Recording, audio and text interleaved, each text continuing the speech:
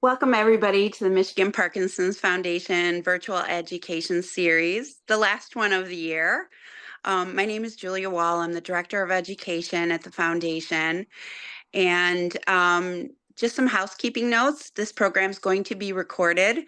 It will be available on our YouTube channel in a couple of days. So it's always a good opportunity to go back and review the information that's shared. And also, if you need to share it with anybody, I think this is one of the most important topics when we talk about treatments for Parkinson's and therapies and what we should be doing. Just a reminder, we'll ask everyone to mute and then unmute at the end of the presentation for questions. So with that, I would like to introduce a wonderful friend to the Michigan Parkinson's Foundation. Andrea Malsom is a speech language pathologist joining us from Kalamazoo, where hopefully there's not a lot of snow on the ground yet. Nope, not yet. And so I will turn it over to you, Andrea, and thank you so much. Oh, thank you so much, Julia. And thank you for making that comment that you think this is one of the more important pieces for Parkinson's puzzle treatments. It's definitely something that's not always discussed. And I am so appreciative of you allowing the space to happen at more than just like a brief topic. Allowing for me to speak for the whole presentation is so lovely. So I hope this is helpful for several people. You guys included here live, and then those that are able to watch a recording of this. So Julia, thank you again. Thank you everybody for being here. So like she said, I'm Andrea Malsom. I'm a speech language pathologist and a private practice owner of My Voice Speech Therapy. I am based in Kalamazoo, like you said, but I do have to share of the, I am also a Beverly Hills resident, at least growing up in Beverly Hills, Michigan. And I also spent some time in Cincinnati, Ohio. So of those people sharing where they are calling in from. So I have a little bit of experience in some areas around here. So it's so nice to be here. Loving Kalamazoo here. I focus on speech therapy in my clients' homes here in Kalamazoo, but I also do speech therapy and wellness services kind of virtually throughout Michigan. There's only a handful of speech pathologists that have this kind of specialized training, so that allows for a lot more people to have access to the care. I also have license for those snowbirds in Florida, North Carolina, and Kansas. I have opened up my speech pathology private practice in 2021, and I have been a speech pathologist for 15 years. So again, thank you for the Michigan Parkinson's Foundation for this opportunity. I'm excited to be a part of this virtual education series. And today we are talking about speech therapy and how it includes more than just speech. So I hope you enjoy. This presentation is geared towards those with Parkinson's, those that have loved ones with Parkinson's, allied health professionals like physical therapy, occupational therapy, other speech language pathologists, social work, and the medical community in its entirety. I love sharing resources and education material. I'm very passionate about making sure that people are aware of speech and other changes that could occur and what to do about them. Like she said, if you have questions, we can answer them at the end. But if you need specific questions later or something comes up, you can always contact the Michigan Parkinson's Foundation, or you can visit my website at myvoicetherapy.com. I'll have further contact information later. I will be dividing this presentation into 4 sections. First, what is speech therapy? Just to lay the groundwork.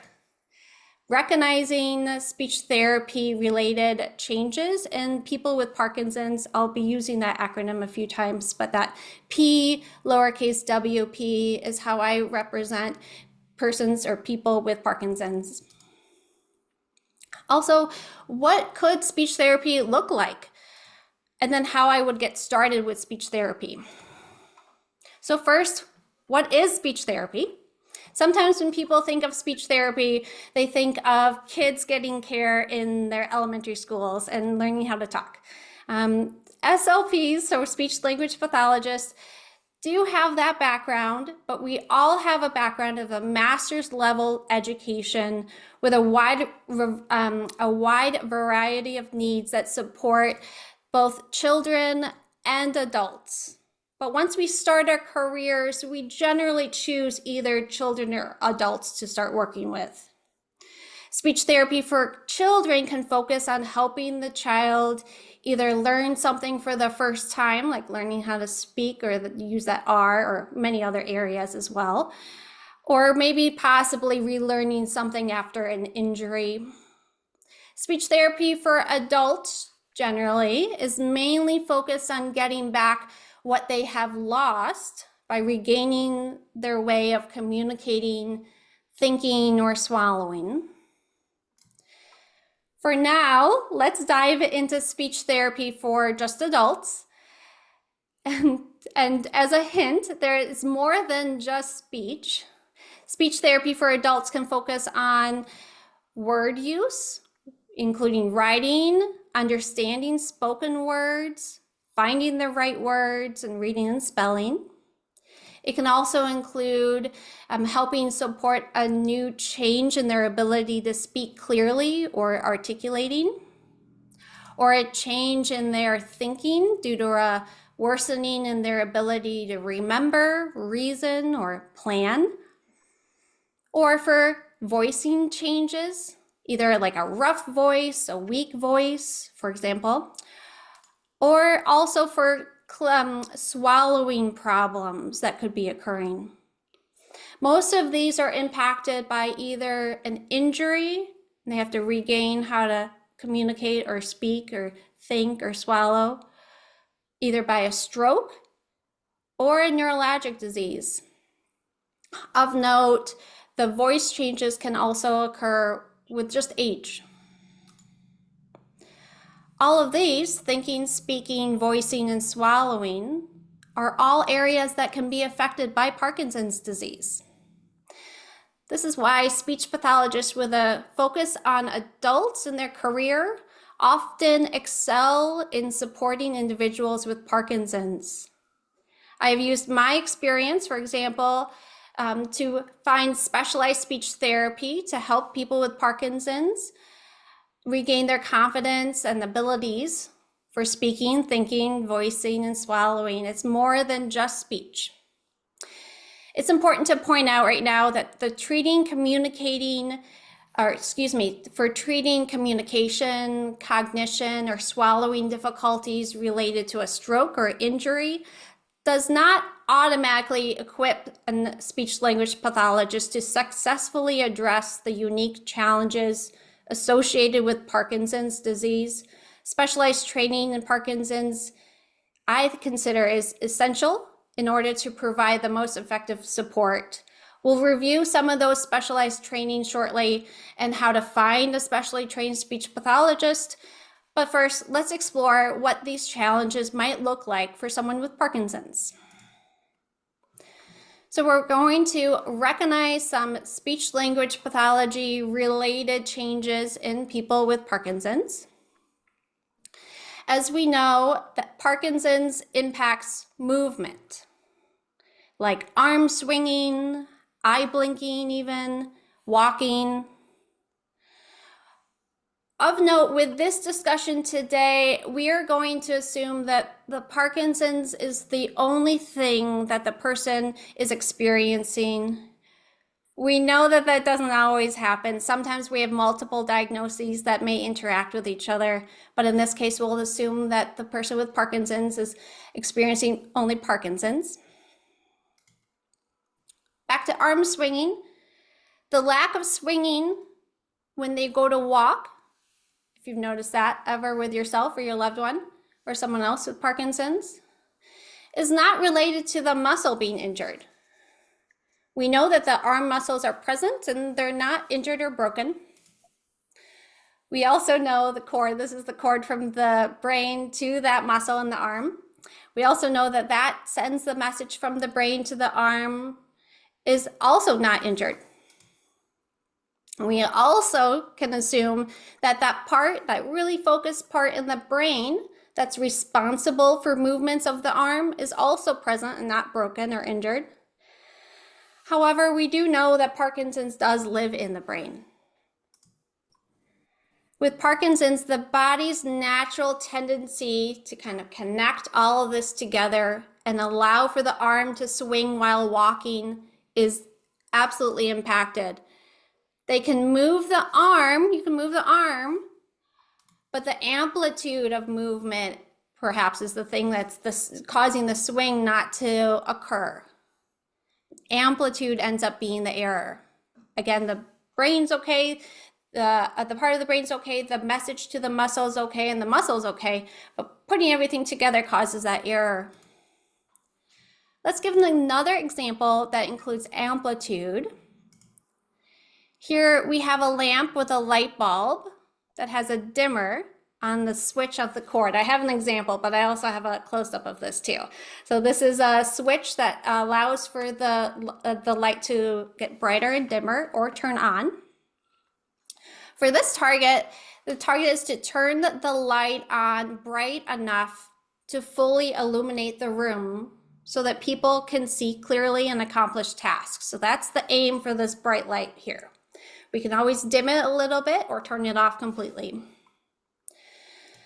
The light bulb and the lamp that we had is like the arm muscles in the arm that I mentioned with that example. On its own, there's nothing wrong with it. It's ready to work. It will turn on when given the right message.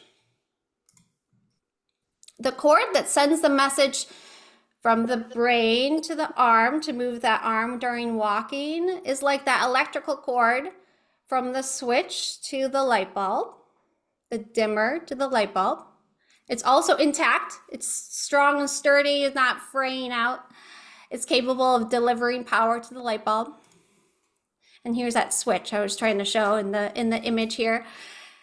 The part of the brain responsible for movement is like the dimmer switch on the lamp. It's functional. And when you engage the electricity to flow just slightly, it sends the signal to the light to turn on. But it doesn't always mean that the light bulb will shine bright enough for the task it's looking to accomplish. If the light can't get bright enough, the room won't be adequately lit for someone to read a book, work on a puzzle, or see someone else's face clear enough to engage in a meaningful conversation. Again, amplitude in this case is the issue. The switch can turn on, but not always loud or large enough or bright enough. So the same amplitude issue in Parkinson's can impact voice, speech, articulation, and inflection. I'll go into those in more detail. But those muscles that require speech clarity needs the right amount of amplification for the communication to land. It can sound flat, soft, emotionless, mumbled, like a light that isn't bright enough to light up the room. Similar to that arm that doesn't quite swing fully enough. It's still there and you can still move out and reach something, but when you're walking and doing other things, it doesn't quite swing all the way. The voice that isn't loud or clear enough doesn't fully engage in that communication. Okay, so let's dive in further. It stems from this communication stems from the brain's miscalibration of amplitude. So amplitude's the situation at hand. There's no broken parts.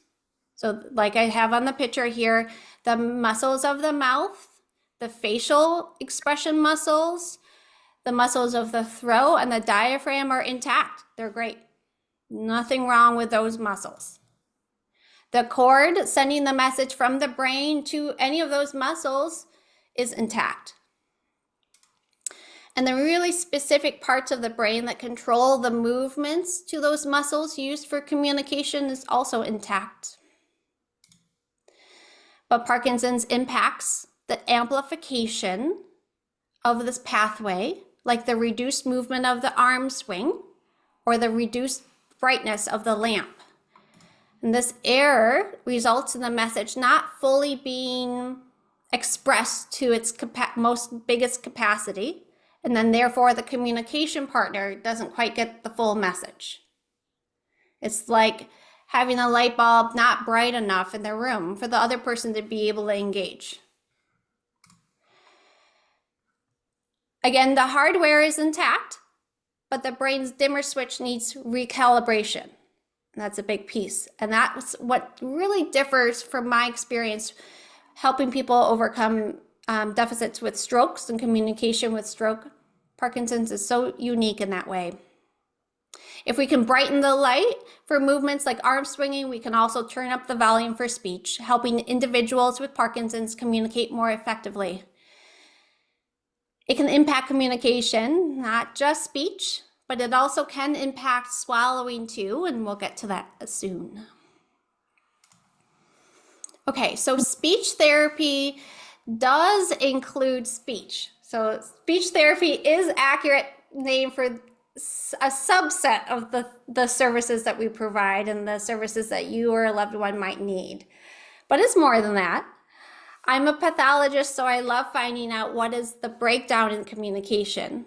It could include the lips, the facial expression, the throat, the larynx, the teeth, the mouth, the diaphragm, or some of it, all of it, or only sometimes. Keep in mind that these errors don't always happen. You might not always have a slurred speech or a weak voice. It depends on the body's ability to turn on the amplitude for that moment.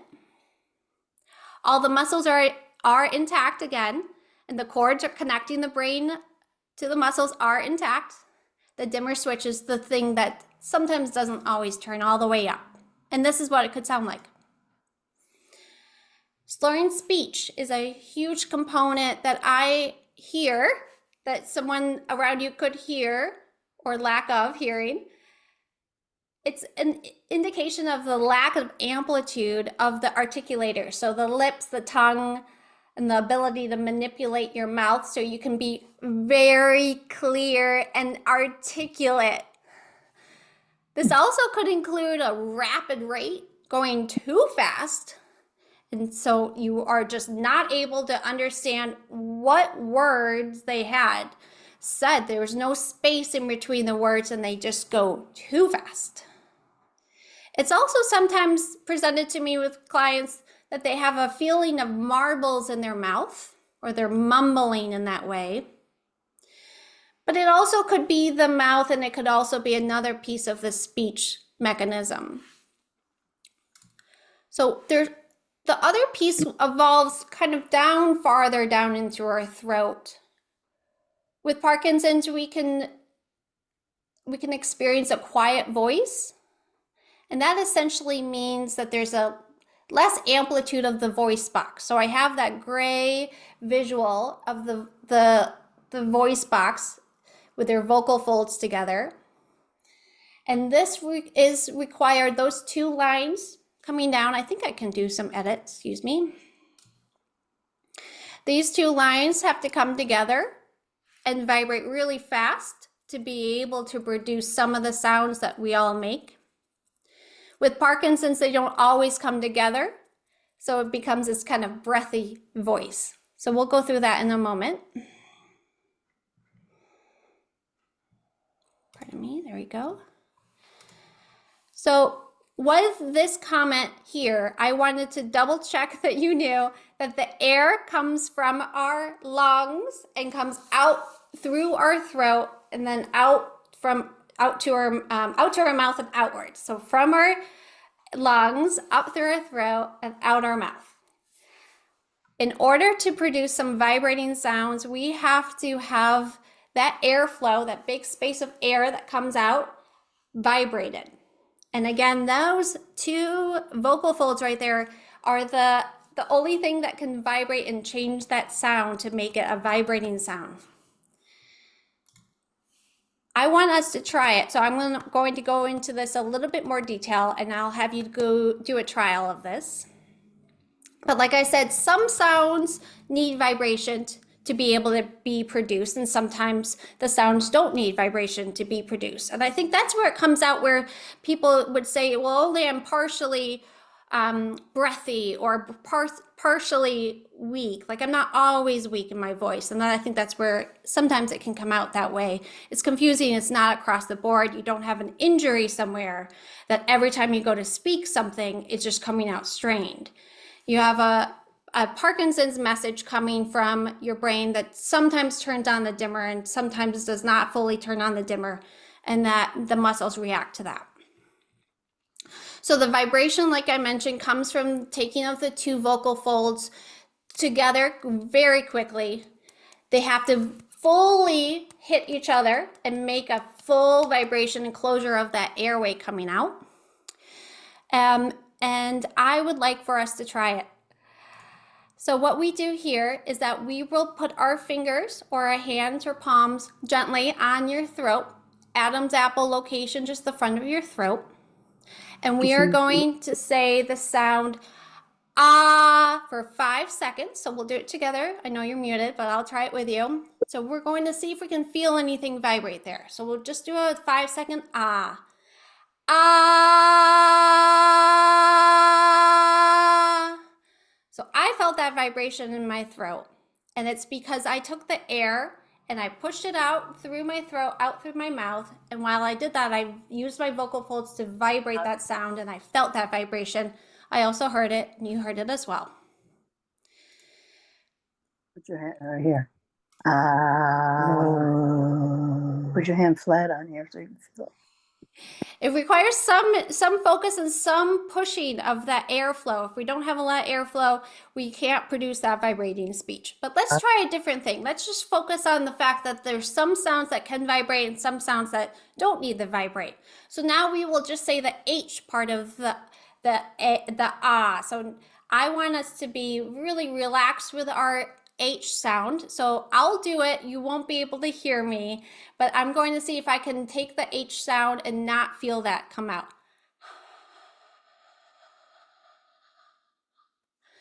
And if you did it with me, you could tell that there was absolutely no vibration happening in your throat when you were just making that silent H sound. So that's the difference. And that's where sometimes it's hard for your body to realize if you're overall just being weak or quiet in your voice, when sometimes, some sounds need certain voicing, some vibration. There's a lot of variables to speech. And right now I'm going to expand beyond just the vibration of our throat, because it's the articulation as well, the vibration of our voice. And then there's also an inflection component. I want us to talk quickly about the monotone quality of speech that we can find in Parkinson's. This is called like a flat voice. It basically is just kind of a robotic or flat monotone quality to it. There's no emotion to the voice. If you're just listening to the voice, there's no emotion to it. There's no increase in inflection to ask a question or to land a statement. Jokes might fall flat because there's no kind of cadence to it. Singing might be impacted too. Going up requires the voice box to go up this direction instead of just vibrating inward. It has to lift up, and you might be able to feel this one too. I'll show you an example a little bit about what we plan on doing. We plan on taking that top arrow and lifting the note up a little bit. And the way that I want to do it is I want to say the sound ah again, and then we'll lift it up to the next note higher, and then we'll lift it up to the next note higher. So we'll do 3 steps, one normal ah step, a little higher ah step, and then a higher ah step. And you can touch with your throat to see if it's first of all vibrating, or if you can actually feel a movement there happening. You may not, but let's try it to see if we can hear the difference of the pitch going up and down. So I'm going to take that nice big breath, and I'll say an ah, ah, ah. So I'll do it again. Ah, ah, ah. Thank you. So I felt it kind of inside, like my throat muscles pulling up my voice box in there to get to that right pitch. So we need to have that inflection happen to be able to ask a good question, show or explain emotion behind our voice, and then also land that joke too. Really important in communication. Okay, moving down, we talked about mouth, throat in two different ways. And then now we're talking about our belly. We have a diaphragm that helps support the airflow. And in order for us to express really clear, really loudly, if we have no air in our tank, we're not able to express really clearly. So the diaphragm does need to be commented on. This comes out, however, with a sound that sounds like you're running out of breath at the end of the sentence. That's a common thing that I find with people that are having kind of inconsistent changes with their speech. Their breath is running out at the end of the sentence. They kind of trail off. They don't have a full tank of air to use to complete that full sentence. Or they notice at the end of the day, they're quieter. Same kind of idea. Keep dotting on here. Okay, the next one is regarding facial muscles. The facial muscles require some expression, happiness, elation, sadness. There's a lot of expression that has to happen. With Parkinson's, we know that tend to fall flat. You really have to think over the top to be able to hit normal facial expression to match your speech.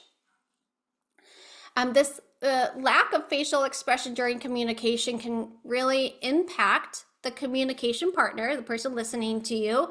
It can impact their understanding of the message. It's a piece of the puzzle for them.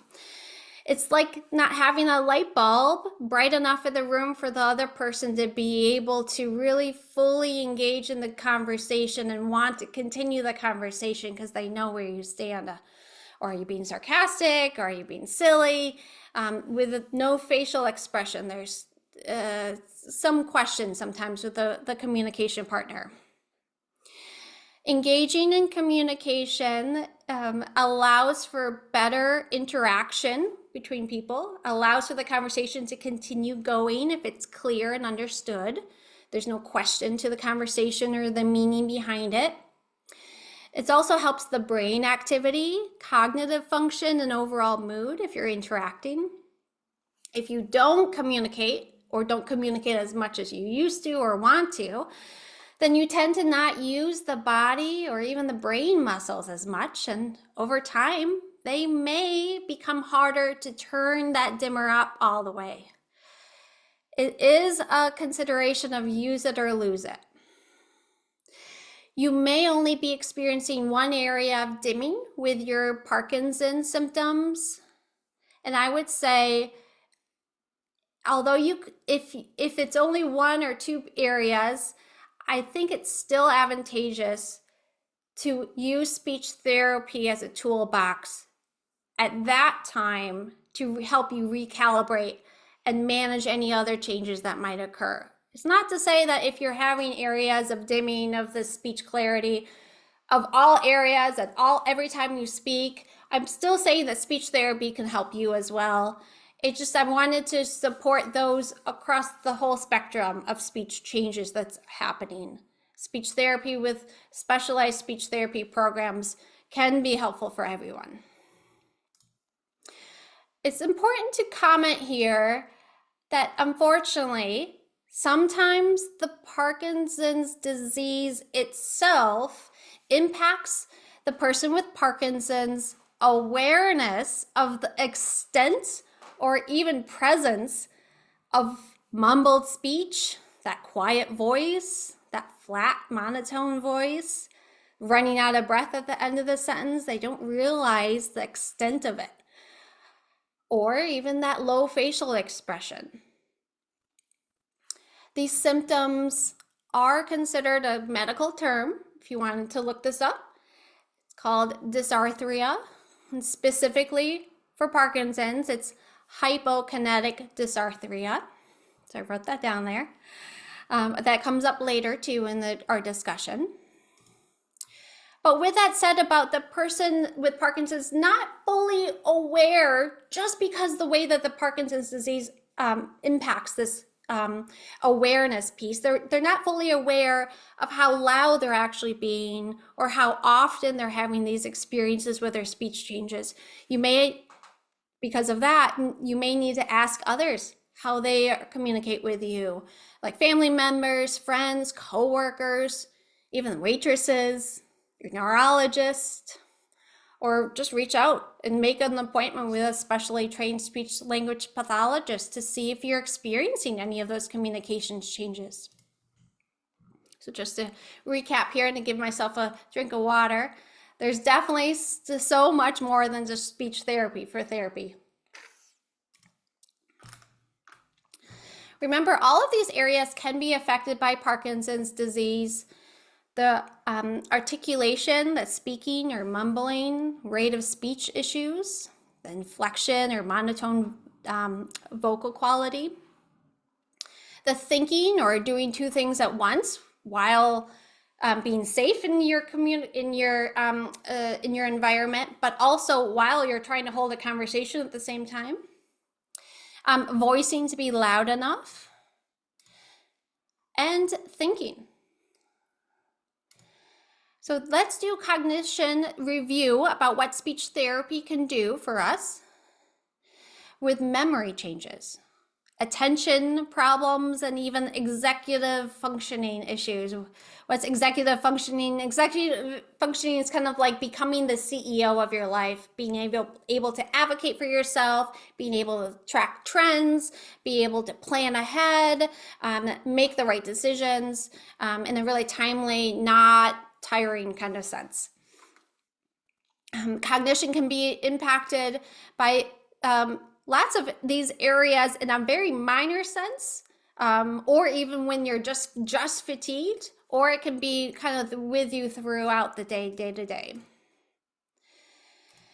This can impact the ability to have a conversation, plan events, recall details for grocery shopping, say. You're forgetting something, forget a piece of the recipe. We all do that.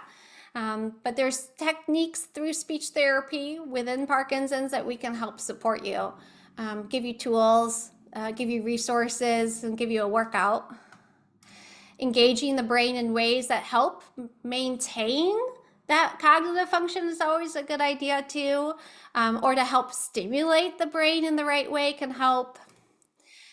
That might include high-level tasks or a simple task while you're doing two things at once. That's complicated. It also might include challenges that don't typically occur day to day. It's like going to the gym for your brain. It's some good workout. We all could benefit from some cognitive stimuli.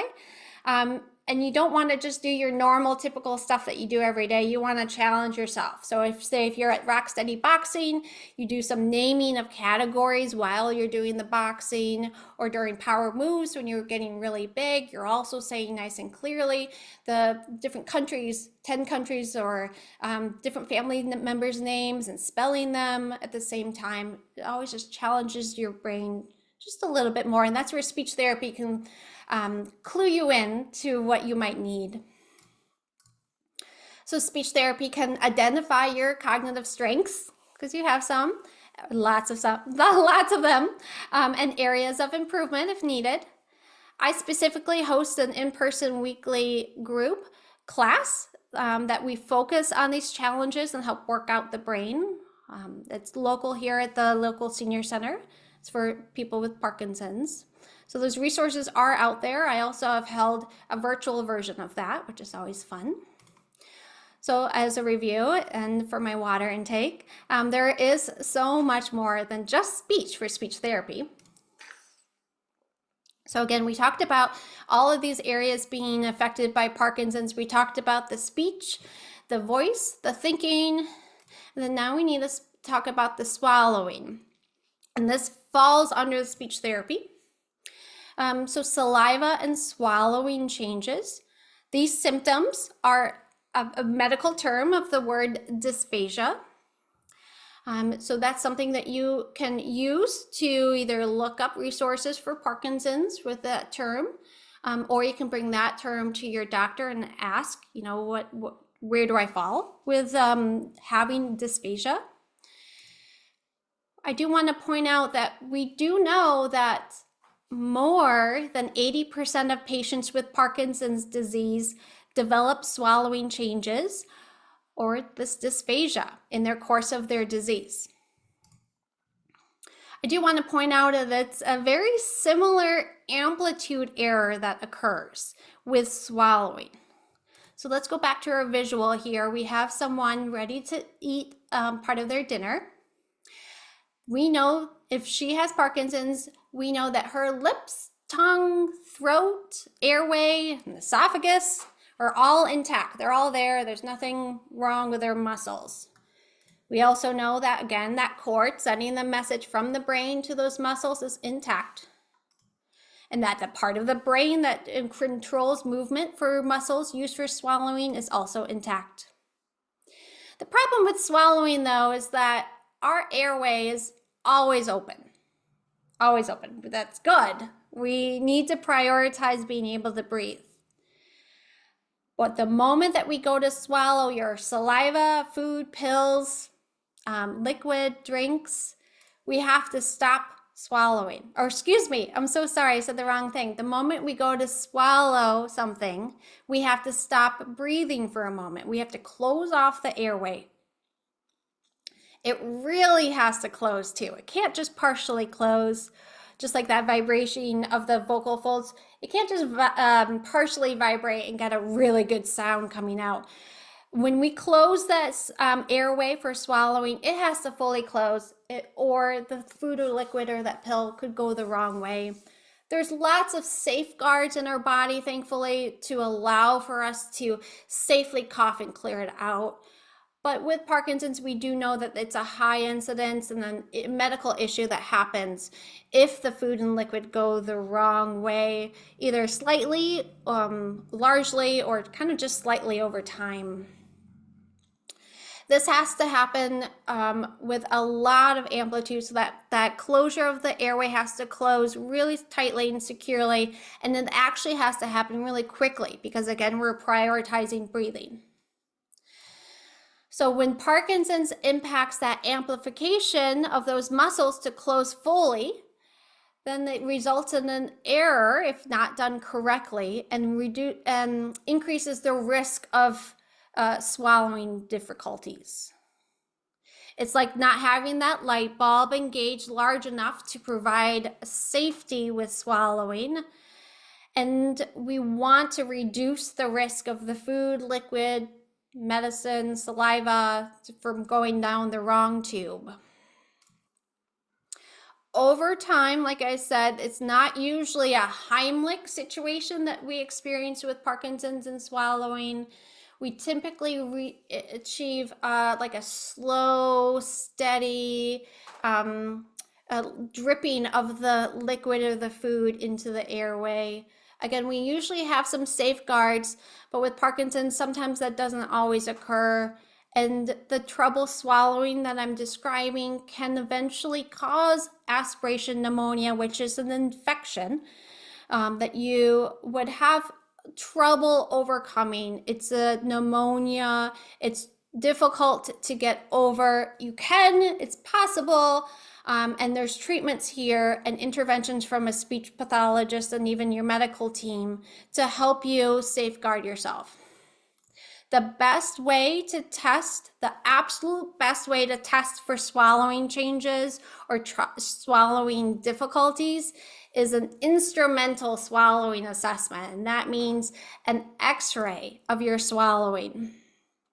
So I'll leave this on the board for a moment, but it says basically a video swallow study or either a modified barium swallow study. These are both terms used in Michigan, and I think probably around Michigan and Ohio as well, that describe the X-ray that the speech pathologist that's specially trained in this X-ray gives you at the outpatient hospital, and they test for different consistencies and see how you do with those bites of food and the drinks of water.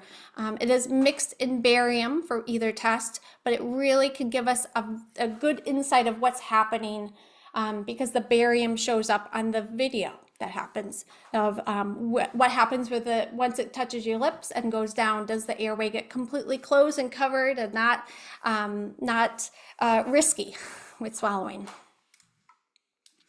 Okay, just to make a note that it is a common thing. We talked about 80% of those people with Parkinson's develop this dysphagia, trouble swallowing. But I want to say it's not always noted or noticed. Sometimes the person with Parkinson's is not aware of the extent or presence of the saliva mismanagement, which could be an indicator of swallowing difficulties. They are not aware of the items stuck in their mouth, like the food particles or the pills, or they're not fully aware or the extent of the issue of items heading the wrong way or heading into the airway tube. You might need to ask others, including speech pathologists, or undergo an instrumental swallowing assessment to really get a full picture of what's happening. I feel like there could be a few questions about this, and this is something that I'm passionate in describing and discussing later on in the series. When I talk about what speech therapy could look like, I also discuss a little bit about what that looks like for swallowing. But in general, I want to talk about that first visit for speech therapy. If you decide to go through with speech therapy, what would that look like? The first visit is an evaluation. We test, we recommend, and we educate and allow for you to make a decision on how to move forward. So testing includes that amplitude. We need to see how your speech is sounding at rest, I say, but just in kind of common conversation, greetings, reading simple words, even maybe paragraph reading, like saying, hello, how are you? Those kind of comments. The testing also identifies what happens to that amplitude when it's clued or cued. Does it get louder, more engaged? Is there more amplitude that happens? Does that dimming switch turn on all the way? Did you turn the light on? Hello, how are you? Are we able to make a difference between those two examples? If so, that means that the muscles are not impaired, but that amplitude switch needs some work, recalibration. I always focus on what part is needing that help, but I also identify what clue helps you the most. We also test more complex items as well, because you don't just walk around saying, hello, how are you? And just kind of stop and that's it. There's no conversation, no recall, no nothing. We do complicated things as well. We do conversation, which is lengthy to hit that fading out at the end of the sentences or the end of the conversation with your air and your breath support and therefore your loudness. We also do some attention tasks and dual tasks too. Say I want you to count backwards from 20 to 1. What would the speech look like? Would it fade out by the end? With time, I think we're going to skip this example. But I think it's something to think about. What happens if you take all those 20 numbers and count backwards? Does it fade? Does it mumble? Is it loud enough at rest? If you're not sure, you can always do a recording of your voice on your phone or some device and see how it comes out. You also can have your spouse do one version and then you do the next version. So it'll be your spouse counting backwards from 20 and then you counting backwards from 20 with the microphone in front of you recording both. And then when you play it back to see if there's any differences between the clarity of the sound or the loudness between you and your partner. The other thing that we think about with speech therapy is doing two things at once, like moving your hand back and forth. At least with speech therapy, this is a really good task to do while you're also counting down from that 20 to 1 to see if that fades out. This challenges the brain enough sometimes to really identify when the muscles can't be engaged. You also could do more challenging things like a left and right and then up and down. What if we did this while we had a conversation? Would you be able to still be loud and clear? Basically, with these evaluation visits or treatment if needed, we are testing hopefully more real life situations or conversations that you're having. We're challenging you in these sessions. So there, again, a moment for me to take my drink of water. There is so much more than just speech for speech therapy. With that evaluation, we also screen for swallowing ability. We can't use an x-ray in those evaluations because we are typically not in the x-ray room in the hospital during these evaluations. Never. That's a separate appointment. But we screen by asking risk factors, like are you losing weight or noticing food dripping from your mouth? Or we also can complete a quick swallow screener, something really safe but appropriate to see if there's more testing that's needed. Then during that first visit with a speech therapist, we talk about what we found. Were we able to get that speech really clear? Was it quiet and then now it got clearer and louder? Did we notice some changes in that clear loudness of that speech when we did some more challenging tasks with our body or even in conversation? Or did we find something that indicated to get a swallow study done? Or does it mean the cognitive intervention plan, like making a plan to work out your brain in a different way than you normally do day to day? Let's talk quickly about the specialized speech therapy programs that are available. They include the LSVT Loud speech therapy program and the Speak Out speech therapy program. These are programs that the speech therapist, me, can choose to become more specialized in. It allows us to be more up to date for information, and it also gives us an opportunity to give you more appropriate stimuli and resources for the speech therapy and then beyond. For example, the Speak Out has a workbook that you can use on your own and in tandem with speech therapy services. This is like almost a 30-day workbook that gets progressively more challenging as you go through. And through the Speak Out nonprofit, Parkinson's Voice Project, that workbook is delivered to United States residents with Parkinson's disease or Parkinsonism for free. And then that way you can jump right in with no cost for that workbook with a speech pathologist.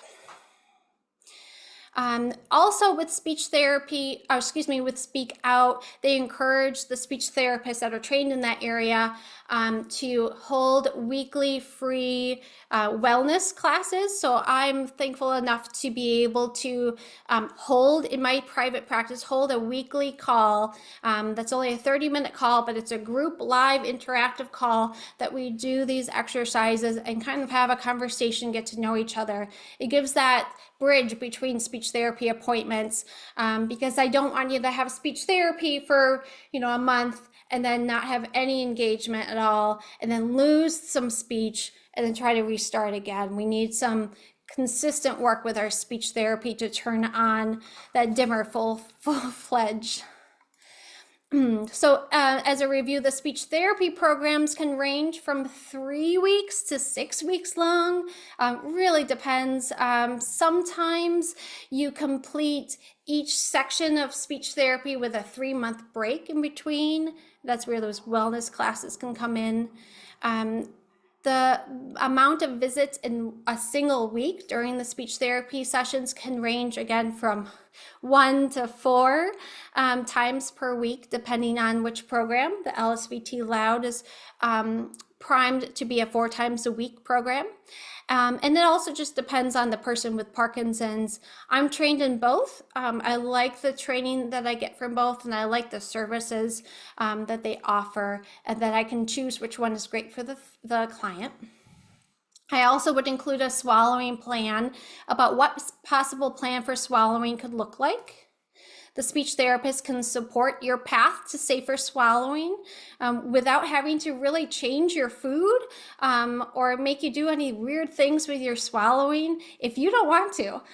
It might include some swallowing exercises, some adjustment of the food consistency, but also it could just talk about the risk and benefits of all those choices.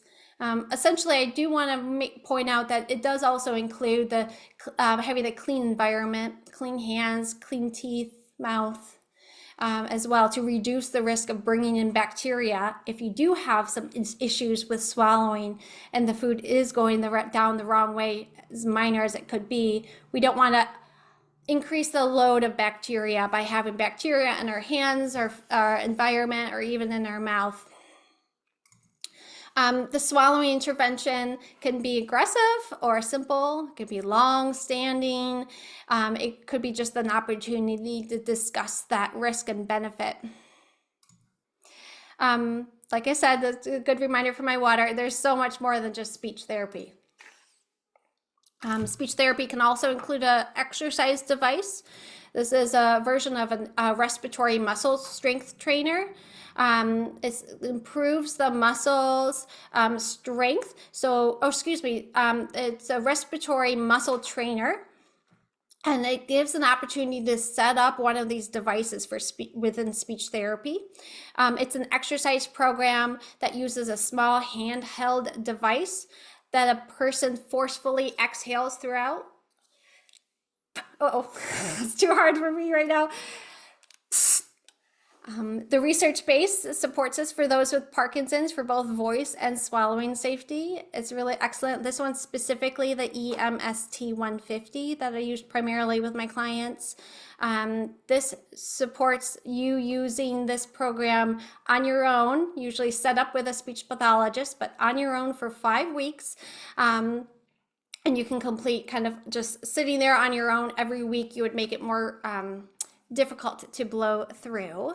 Again, a good job for water intake reminder. So there's so much more than speech therapy here. Speech therapy can also include that cognitive piece. It can help you with memory, thinking, reasoning.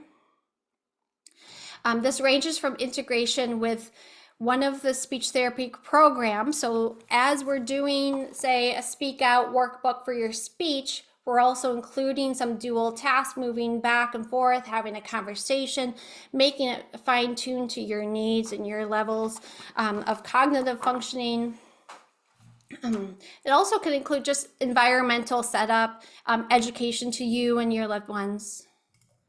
So much more than just speech therapy. Okay, let's recognize some speech language pathology related changes in people with Parkinson's. If we have time for this, it would be some case studies. So this person with Parkinson's is a 42-year-old female. She's considered a young onset Parkinson's disease person. She's actively working. She has undergone deep brain stimulation, and she's experiencing lower speech volume and some slurring, particularly during off periods. She's not experiencing any swallowing or cognitive changes. And I would be curious, do you think, either whether your nod of your head or your hand raised, who do you think, or who out there thinks that she would benefit from speech therapy? You can raise your hand if you think that she would benefit from speech therapy. If she's experiencing any speech changes at all right now, would she benefit? And the answer is yes. Yes, you can. So what would that look like? I would address her speech changes using that hypokinetic dysarthria diagnosis to improve her clarity and volume, using the Speak Out workbook as an example, with one-on-one, kind of maybe infrequent virtual speech therapy sessions that are conversational based, dual task, work related in a way as well, in response to her needs and interests. We would also implement the EMST 150, educate her with available programs such as not doing the infrequent version of the virtual speech therapy, but also just doing like a tune-up workshop of her speech therapy more frequently, and then have her do the wellness services weekly as a group. She chose not to do the group. She wanted to be more one-on-one and not include herself with other people at that point. But just to always educate her to have the available options. The swallowing focus would include a screening for dysphagia periodically, despite no overt symptoms. We could educate her on the swallowing management to proactively reduce the risks as environmental and oral hygiene efforts. Educate her on the potential impact of cognitive changes that could happen and discuss plans to address them. Of note, with her swallowing function, it is monitored by her medical team, and they are actually encouraging her and other clients like her to have a video swallow study, so that X-ray swallow study every 18 months, even though she's not experiencing any changes in her swallowing, that every 18 months likely is ready to capture any adverse events that could be happening without notice, kind of silently. They want to capture that before it happens and causes more challenges than it needs to. Okay, here's another person with Parkinson's for our second and last case study. He's an 81-year-old male. He's Parkinson's disease for 6 years. He has difficulty somewhat of following through with self-guided exercises. He needs a little bit of hand-holding. He needs a schedule. He can do it then. But he also has lowered speech volume and clarity in his speech that's impacting the communication in his home and when he goes out to dinner. Hard to speak loudly in dinner situations at restaurants. No reported swallowing changes. With the raise of hand, do you think he would benefit from speech therapy? Yeah, see you, George. Thank you. Yeah, thank you. And again, yeah, surprise. Yes, he would.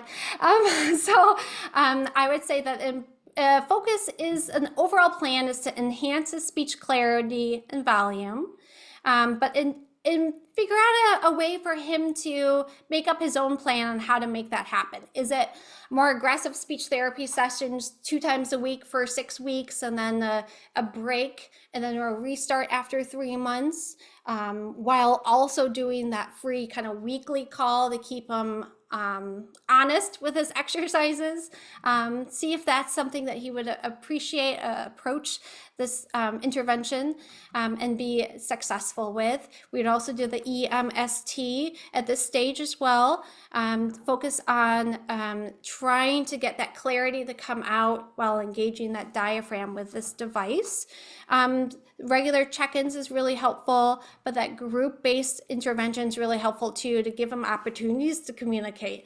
That doesn't seem to be the case for the 42-year-old. She had plenty of opportunities to communicate, but for him, he needs more engagement. So that was my 2 case studies. In order to start with speech therapy, you would request a speech therapy order from your medical team. Full stop. You could just stop there. That could be your only plan. If your medical team, or if you would like to highlight exactly what you need, or make sure that you get the right speech therapist, you would continue further through my presentation by saying that you would need either a dysarthria-based speech therapist that has training in LSVT loud or speak out. You can also have the medical team advocate for you and have them search for someone in your area that has one of these trainings, but also you can search to, each of these programs have listservs that you can look for online, that you just look for people in your city. But I also want you to consider thinking outside the box, outside the city, and thinking in someone that has a license and experience in Speak Out or LSVT Loud that serves your state. So like I'm Michigan, North Carolina, Florida, and Kansas. I can serve anyone in those states with these specialized speech therapy programs. You also could indicate for your to your doctor if you're having more swallowing changes now, or that you're having both swallowing and dysarthria changes. You would say dysphagia, that dysphagia word again. And then they would say, as a medical team, if they want you to do that instrumental swallowing assessment before you see a speech therapist. Sometimes that's the order, sometimes the other order is the right way. Either way, I think intervention for your speech and swallowing is advantageous for you. And this is the video swallow study reminder terms that are used in this kind of part of the nation. I would think that would get you a far way if you either just wanted to look that up some more or talk to your doctor or your medical team. As a reminder, sometimes the disease itself impacts the person with Parkinson's ability to understand the extent or the presence at all of a quiet voice, flat tone, running out of breath, mumbled speech.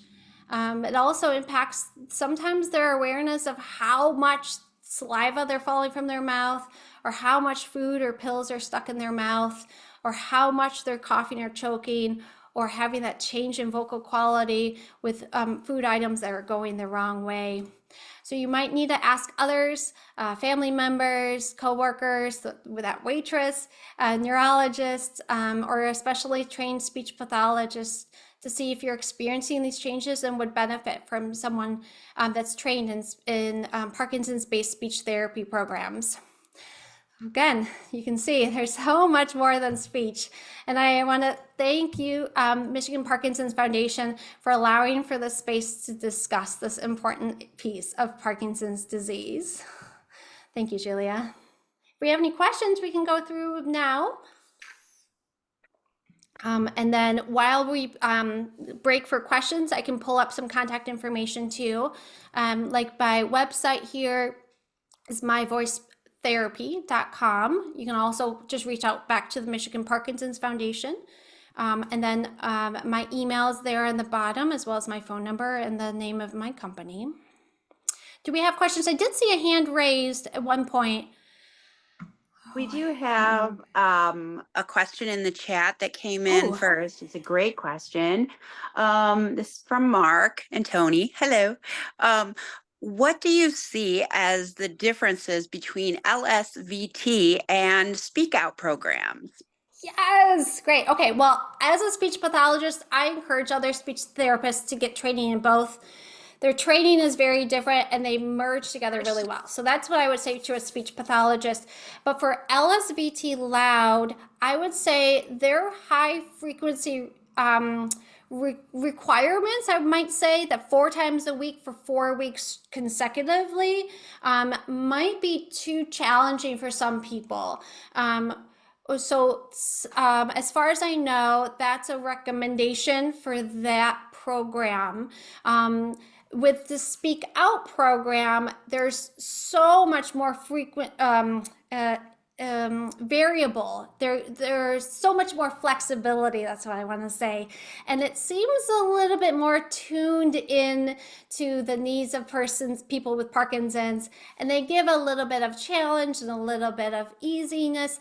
And then you get that workbook delivered to your house for free if you're in the United States and go through a speech pathologist trained in their program. It just sets you up, it sets the speech pathologist up, and it's like my practice I'm proud to be able to provide that weekly call that's supported within the same Speak Out program. It's less commonly known, so I always like to discuss the LSVT loud. A lot of people know the LSVT big. It's very similar programs, but Speak Out can be very helpful for a wide range of people. Hopefully that answers And your I question. think it's fun too. I mean, I've seen LSVT loud, and I've seen and I've participated in the Speak Out programs, and it's fun, and it almost becomes like a little mini support group oftentimes, which I think is is it's so much more than speech therapy, right? Yeah, On so yes. many levels. Thank you. We had another Yeah, I question in the appreciate that. chat. I'm new to Parkinson's. I seem to get phlegm in the back of my, thinking throat, once a week on average. Can speech therapy help?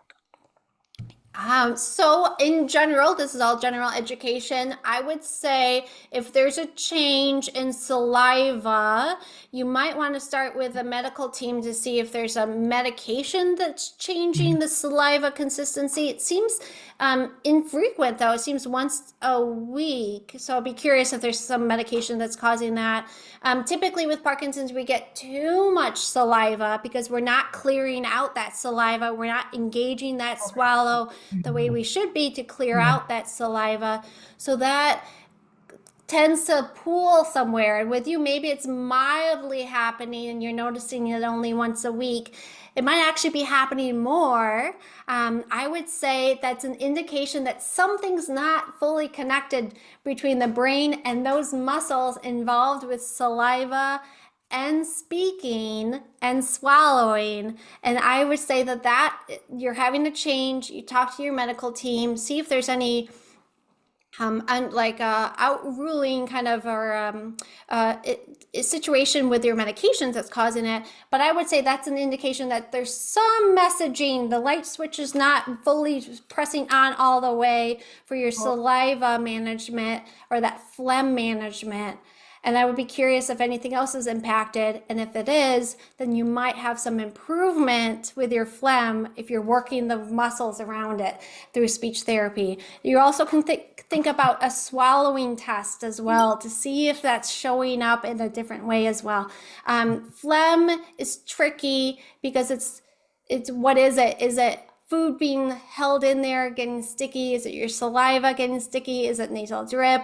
There's lots of considerations there. Could be medication based. I would start with a medical team on that. Okay, there's another one here. In your practice, do you use the EMST 75 before jumping to the 150? Some of my clients feel more comfortable starting with 75.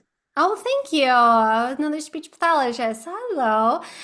So I would say I think it's based on the presentation. So usually when I first see them, I kind of have a clinical ear on what they might benefit from.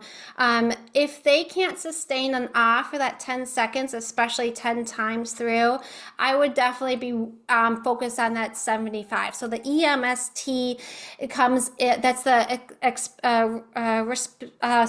respiratory muscle trainer. It's that breathing out, that quick breathing out device. And if they can't use this range of breathing out forcefully, they might need a smaller range, and they call it the 75 instead of the 150. The 75 is covered at 80% with Medicare Part B as a DME. So that's sometimes a consideration as well. But mainly I see clinically if they're not able to hold that 10-second ah, or if the repetition of that 10 rounds of the 10-second ah it isn't accurate, I would be leaning at the 75. Yeah, a lot of my people do the 150. I think that would be probably the biggest piece of the sustained ah. We also have a comment from some people that are using the Andrew University Speak Out program. Yeah, It's great. that's great. That's wonderful. And I saw this one is very interesting to me. George said there is a sing-along program every Thursday at 11 o'clock. And I'm wondering, George, if you want to unmute and tell us a little more about it. Oh, yeah. Yeah, so just a second, let me figure how to. Yeah, can you hear me? Yes. Yes, basically it's actually 11:30 Eastern time from Richardson, Texas, every Thursday. Mm. It's a sing along. It's associated with Speak Out program. Yep. The moderator stresses intent, and they sing about 5 songs, and the lyrics of the song go on the screen so you can see what you're supposed to be doing or singing. It's really fun. Oh, I'm so glad you enjoy it. It comes from Dallas, Texas Rich, area. Rich, Yeah. Dallas.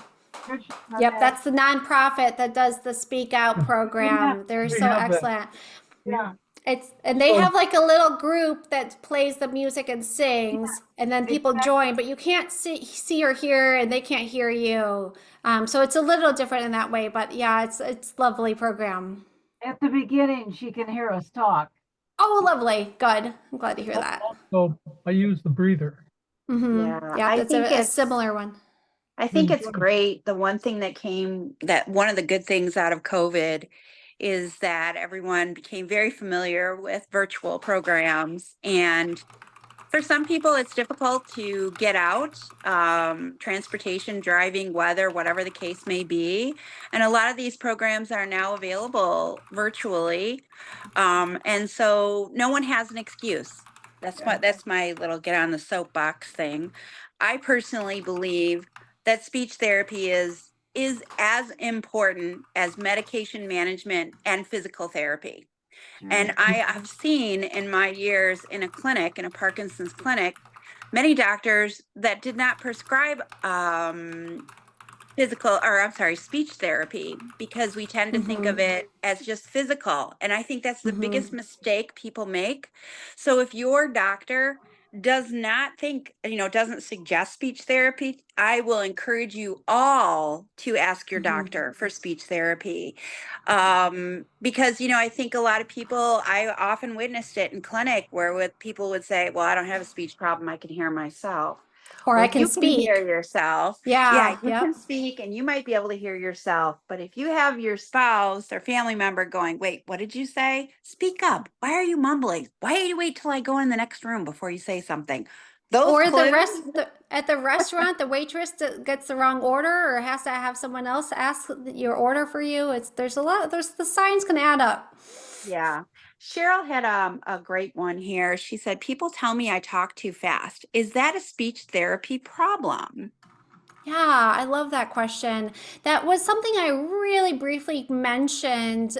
It's early on. So it was talking about this articulators. We have intact muscles, but sending the message to the muscles isn't fully engaging everything, every clear speech that you could. So in turn, it comes out as a mumbling or even a fast rate, and things go too fast. There's no separation between each word. So even if you try to separate it in post-production, you could probably hear it, but all at once it just seems too much and too fast and you can't hear it. So that's definitely in the realm of a Parkinson's symptom, going too fast, kind of mumbling too fast, and then you add quietness to it, and then people just don't engage with you and not have that communication and cognitive stimuli in that way. And then George also commented that he takes part at the University of Toledo program and used the breather on a twice daily basis. Lovely. Great to hear that. I love it too. I think it's great. Tony, you have a question? Oh, there's a picture of the breather there with George, if anybody can see that. Yep. Thank you, George. Okay. I wanted to say that I've been working with the Speak Out for about 6 years. Yeah. And I'm an advocate for them because they've really changed my life as far as my ability to speak. I was having a difficult time with my enunciation. People couldn't hear me, and I spoke really fast. And it's still a challenge for me to speak really slow. But I will also tell you that I do the exercises every day. I try to do them every single day. I'm not going to tell you I do them every single day, but I do most of them. And I do the whole series where you do the me, my moo, and then you do the ahs, and you do the slides. And it has made a huge difference in my life. Oh, and I just wanted to share great. that with you. I can tell you, you sound great, Tony. Thank you. Thank you for that. I do want to mention that we also at the Michigan Parkinson's Foundation, we have an alumni speak out. Well, they don't call it alumni anymore.